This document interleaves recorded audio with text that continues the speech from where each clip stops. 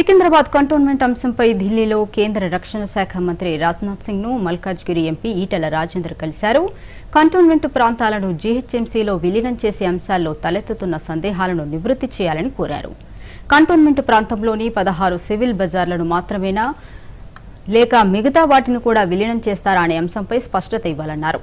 అలాగే ఉద్యోగులు, భూములకు సంబంధించి పలు అంశాలపై చర్చించినట్లు ఈటెల రాజేందర్ తెలిపారు.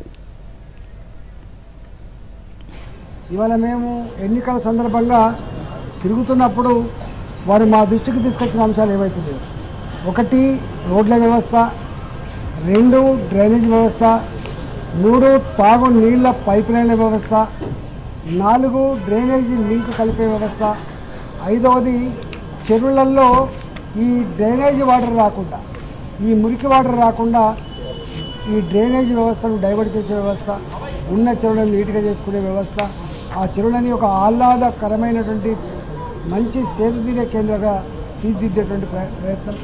అదేవిధంగా పార్కులు ఏవైతున్నాయో ఈ పార్కులు గొప్ప నిర్మాణం చేయాలనేటువంటి వ్యవస్థ. అదేవిధంగా ఇవాళ సిటీలో అండర్ పాస్లు కావచ్చు, ఫ్లైఓవర్లు కావచ్చు, ఎక్స్ప్రెస్ వేలు కావచ్చు, ఇవన్నీ కూడా సంపూర్ణ నిర్మాణం చేయాలని చెప్పి ఇవాళ అర్బన్ డెవలప్మెంట్ మినిస్టర్ ఖట్టర్ గారిని కలిసి ఇవన్నీ నివేదించినప్పుడు వారు పాజిటివ్గా స్పందించారు. అదేవిధంగా రైల్వే మంత్రి గారిని కలిసినప్పుడు ఇవాళ ఇప్పటికే బొల్లారం ఆర్ఓబి ఎన్నో సంవత్సరాలు పెండింగ్లో ఉంది. వినాయకనగర్ మల్కాగిరిలో నేరడిమెట్ నుంచి మల్కాగిరి పోయేటువంటి దగ్గర వినాయకనగర్ దగ్గర ఎన్నో సంవత్సరాలుగా శాంక్షన్ కూడా పెండింగ్లో ఉంది. శిలాపాలకాలు వేసినప్పటికీ కూడా అది వెక్కిరిస్తూ ఉంది.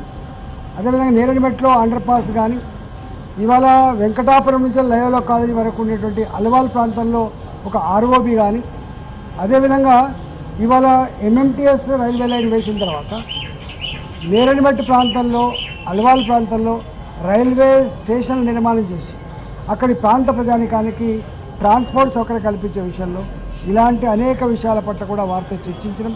వారు ఒకటే మాట చెప్పిండ్రు, సౌత్ సెంట్రల్ రైల్వే జీఎం గారికి మేము ఇవన్నీ పాస్ ఆన్ చేస్తాం, వారితోటి లోకల్గా ఒక మీటింగ్ పెట్టండి, లోకల్గా మొత్తం మీరు ఫీల్డ్ విజిట్ చేయండి. ఫీల్డ్ విజిట్ చేసిన తర్వాత ఎక్కడెక్కడ ఏ అవసరాలు ఉంటాయో ఆ అవసరాలన్నీ కూడా తీర్చే జిమ్మదారి మాది ఉంటుందని చెప్పి వారు క్లియర్గా చెప్పడం జరిగింది.